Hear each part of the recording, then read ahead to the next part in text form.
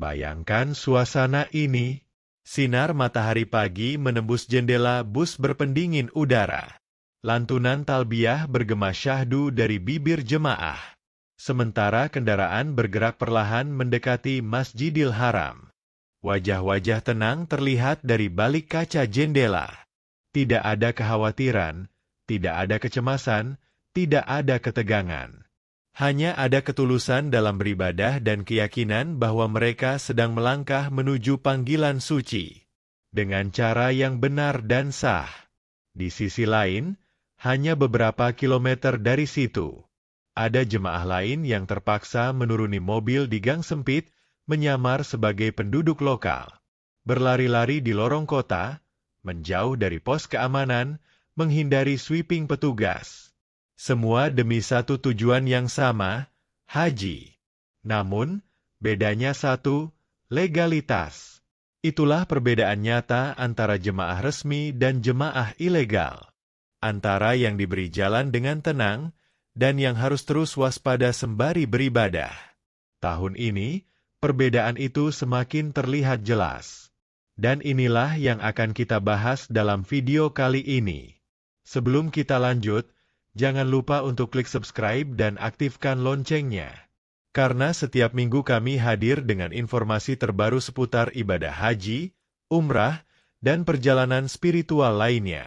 Kalau menurut kamu jalur resmi adalah pilihan yang bijak dan membawa keberkahan, tinggalkan komentar, "Saya pilih haji resmi," di bawah ya. Dan bantu sebarkan video ini agar makin banyak yang tercerahkan. Tahun 2025 adalah tahun yang krusial dalam sejarah penyelenggaraan ibadah haji. Arab Saudi melalui Kementerian Haji dan Umrah memperketat sistem keamanan dan pengawasan, terutama untuk mencegah masuknya jemaah tanpa izin alias haji ilegal. Apa yang berbeda di tahun ini? 1. Pengawasan digital penuh. Setiap orang yang hendak masuk ke kota Makkah harus melewati checkpoint digital.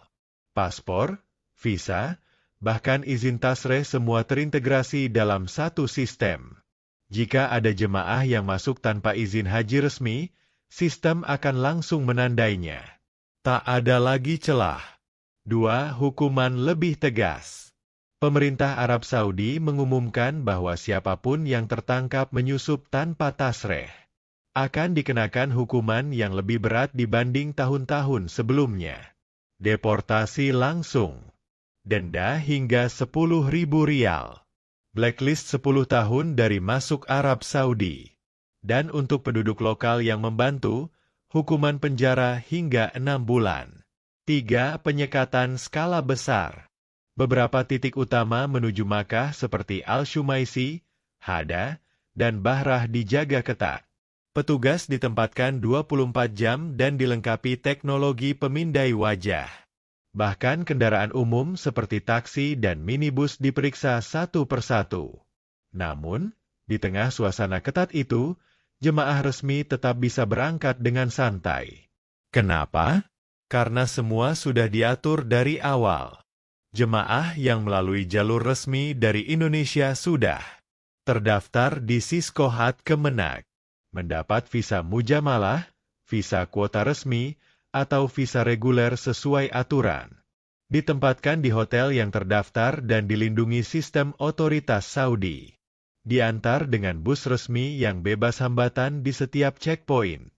Bahkan sekarang, bus jemaah resmi dilengkapi QR Code. Saat sampai di pos, petugas cukup scan dan kendaraan langsung lanjut jalan. Tidak perlu turun, tidak perlu pemeriksaan berulang. Semua berjalan mulus dan efisien. Ketika banyak jemaah non-resmi beribadah dengan was-was, jemaah resmi justru bisa berangkat lebih awal ke Masjidil Haram, mendapat waktu ibadah yang lebih tenang, tidur di hotel nyaman tanpa rasa takut disapu razia, mendapat fasilitas kesehatan gratis dari Kementerian Haji Saudi dan petugas Indonesia. Bahkan diantar langsung ke Arafah Musdalifah Mina dengan sistem zonasi resmi. Inilah buah dari ketaatan pada aturan. Dan bukan hanya jemaah yang diuntungkan. Negara juga terbantu. Petugas bisa fokus melayani, bukan mengejar jemaah tak terdata. Fasilitas lebih tertata, tidak kelebihan kapasitas. Kuota negara lain tidak terganggu karena ada jemaah ilegal yang menyusup. Haji bukan sekadar ritual fisik. Ia adalah perjalanan jiwa. Bayangkan, saat kita tawaf mengelilingi Ka'bah, yang ada seharusnya hanya zikir dan doa, bukan rasa takut ditanya petugas. Begitu pula saat wukuf di Arafah, yang seharusnya jadi waktu paling sakral. Jangan sampai terganggu hanya karena kita harus bersembunyi dari patroli keamanan. Dengan legalitas yang jelas, jemaah resmi bisa fokus pada nilai spiritual haji. Bukan hanya mengejar tempat, tetapi meraih keberkahan. Sayangnya, masih banyak yang tergoda jalur belakang. Visa turis, visa ziarah, visa furoda tanpa tasreh. Padahal, visa itu tidak menjamin bisa masuk Makkah saat haji. Tidak ada jaminan tenda di Arafah. Tidak ada layanan transportasi resmi. Tidak dilayani petugas haji. Jika tertangkap, bisa langsung dipulangkan tanpa ampun. Bayangkan sudah keluar uang puluhan bahkan ratusan juta rupiah.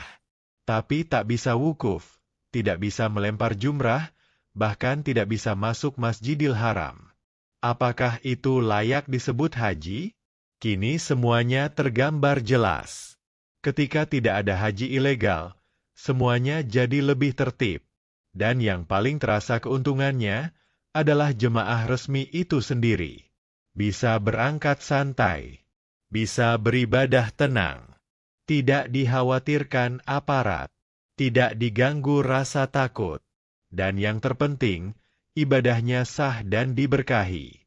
Haji bukan hanya tentang sampai di Ka'bah, tapi juga tentang bagaimana kita sampai ke sana, dengan cara yang benar, jujur, dan diridhai Allah Subhanahu wa Ta'ala. Kalau menurut kamu juga, lebih baik bersabar menunggu antrean haji resmi daripada nekat jalur ilegal penuh risiko. Yuk dukung channel ini dengan menekan subscribe sekarang juga.